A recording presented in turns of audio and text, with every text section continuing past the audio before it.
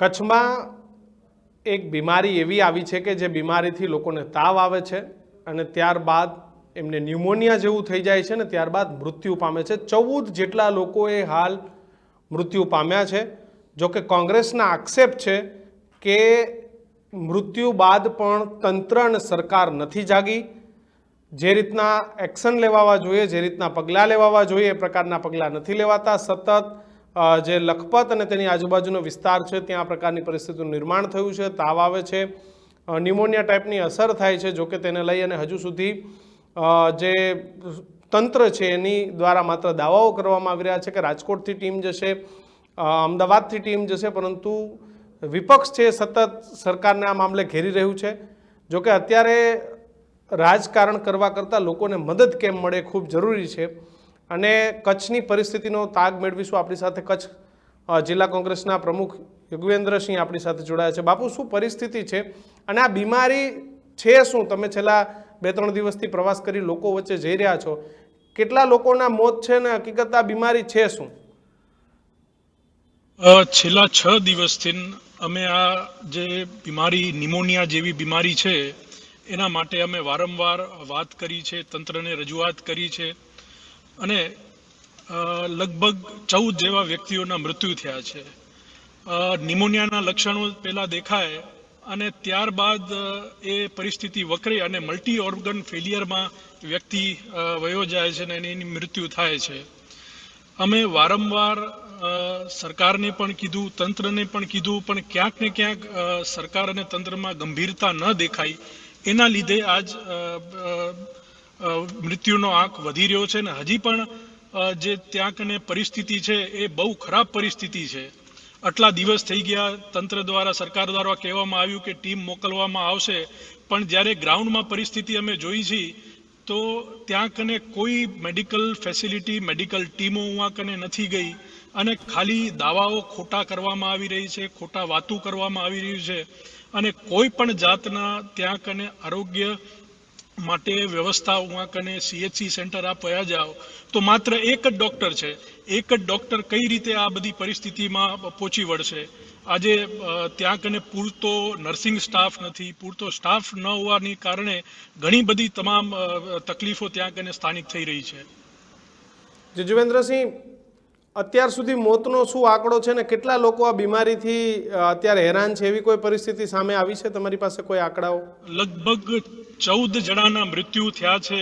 14 જણાનો આંકડો અમારી પાસે આવ્યો છે અને ઘણા બધા લોકો, હજારો લોકો બીજા આ બીમારીથી ઇફેક્ટ થયા છે।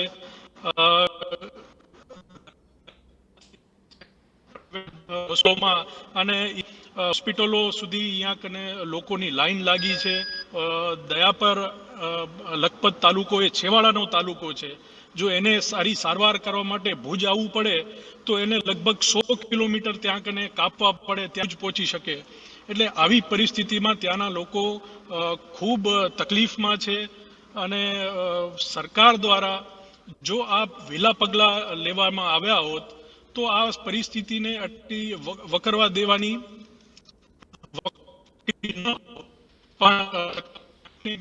નિંદ્રામાં, ઘોર નિંદ્રામાં, અને એના કારણે આ પરિસ્થિતિ વધી છે। યુગવેન્દ્રસિંહ, પ્રોપર લેબ, સરકારી લેબોરેટરી, આના ઉપર એડવાન્સ રિસર્ચ કોઈ થઈ રહ્યું છે કચ્છમાં? કારણ કે ત્યાં તો એવી સુવિધાઓ પણ નહીં હોય। CHC ને PHCમાં તો ડૉક્ટરથી આગળની કોઈ ખાસ વ્યવસ્થાઓ નથી હોતી। કોઈ તંત્રએ કોઈ ખાસ ટીમો ઉતારી છે? કોઈ ખાસ પગલાં લેવામાં આવ્યા છે ખરા? બહુ દુઃખ સાથે કહેવું પડે છે કે આજ 6 દિવસ થઈ ગયા। પેલા 12 મૃત્યુ થયા, એના પછી બીજા 2 મૃત્યુ થયા। આજે 14 આટલા દિવસ થઈ ગયા પછી 14 મૃત્યુ થઈ ગયા પછી સરકારને હજી કારણો ખબર નથી કે શું કારણથી આ મૃત્યુ થયા છે। આ શું નિમોનિયા છે કે બીજો કોઈ રોગ છે કે બીજું કોઈ ઇન્ફેક્શન લાગે છે? કઈ રીતે આનું લોકોમાં જઈ રહ્યું છે એનું હજી સુધી સરકારને કાંઈ ખબર નથી। જ્યારે પણ સરકાર તંત્રને વાત કરીએ તો એમ કહે છે કે અમે સેમ્પલ મોકલાવ્યા છે અને રિપોર્ટની અમે રાહ જોઈ રહ્યા છીએ। આટલા દિવસોમાં રિપોર્ટ ના આવતો હોય તો અમારા લોકો પ્રશ્ન પૂછી રહ્યા છે કે ખરેખર આટલા દિવસથી સરકાર શું કરી રહી છે?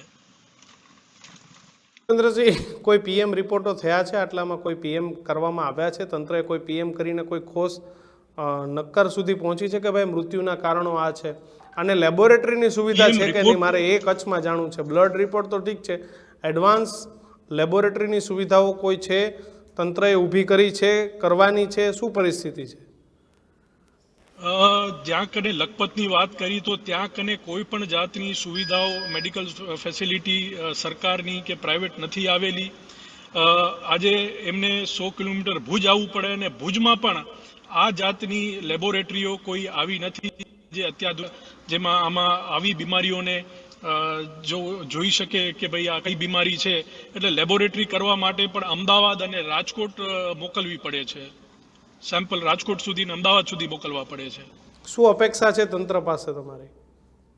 તંત્ર પાસેથી અપેક્ષા છે કે તાત્કાલિક ધોરણે એક્શન મોડમાં તંત્રએ આવવું જોઈએ અને જે સ્થાનિક પરિસ્થિતિ ત્યાં કને વધારે પડતી મેડિકલ ટીમો લગાવવી જોઈએ.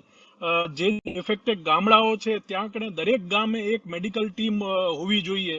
અને આજ આ પ્રાથમિક જોતા લાગે છે કે જ્યાં કને રોગચાળો મચ્છરના કારણે કે ખરાબ પીવાના પાણીને થયો છે, તો આજે ત્યાં કને એ તમામ વિસ્તારમાં પીવાનું સાફ પાણી મળે એના માટે સરકાર વ્યવસ્થા, મેડિકલ વ્યવસ્થા કરવી જોઈએ. અને જે લોકો ઇન્ફેક્ટ થયા છે એમને આઇસોલેશનમાં રાખવા પડે કે અન્ય કોઈ બીજી રીતે એમને ટ્રીટમેન્ટ કરવી પડે તો એ તાત્કાલિક ધોરણે સરકારને ટ્રીટમેન્ટ કરવી જોઈએ.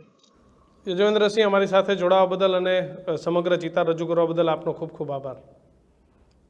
તો કચ્છમાં આજે છેલ્લા 6 દિવસથી આ પરિસ્થિતિ છે. પહેલાં તાવ આવે છે અને પછી ન્યુમોનિયા જેવી અસર થઈ જાય છે. છેલ્લા 6 દિવસમાં કોઈ એડવાન્સ રિસર્ચ કોઈ લેબ દ્વારા નથી કરવામાં આવ્યું. મુખ્ય કારણ નથી શોધવામાં આવ્યું કે આ બીમારી એ શેના કારણે થાય છે. પીવાના પાણીથી થતી હોય તો ત્યાં તંત્ર દ્વારા ચોખ્ખું પાણી એ મોકલવામાં આવે. ખોરાક દ્વારા થતી હોય તો એના પર રિસર્ચ કરવામાં આવે. મચ્છરો દ્વારા થતી હોય તો એના પર રિસર્ચ કરવામાં આવે. જોકે કોંગ્રેસનું કહેવું છે કે માત્ર વાતો થઈ રહી છે. કચ્છના છેવાડાના તાલુકાઓમાં કોઈ નથી પહોંચ્યું. માત્ર એક CHC PHC સેન્ટરોથી ચાલી રહ્યું છે. જ્યારે આવી ગંભીર બીમારી હોય ત્યારે જે મલ્ટી સ્પેશિયાલિટી જે ટીમ છે એની જરૂર પડતી હોય છે, ડૉક્ટરોની, તો આવી બીમારીને પહોંચી શકાય. સરકારને વિનંતી છે ખાસ આના ઉપર પગલાં લેવાય અને કચ્છની જે પરિસ્થિતિનું નિર્માણ થયું છે આમાં વધુ લોકોના જીવ ન જાય, વધુ લોકો બીમાર ન પડે, તેના માટે થઈ અને તાત્કાલિક ટીમ મોકલી અને પગલાં લેવા એ ખૂબ જરૂરી છે. જોતા રહેજો ન્યૂઝરૂમ. નમસ્કાર.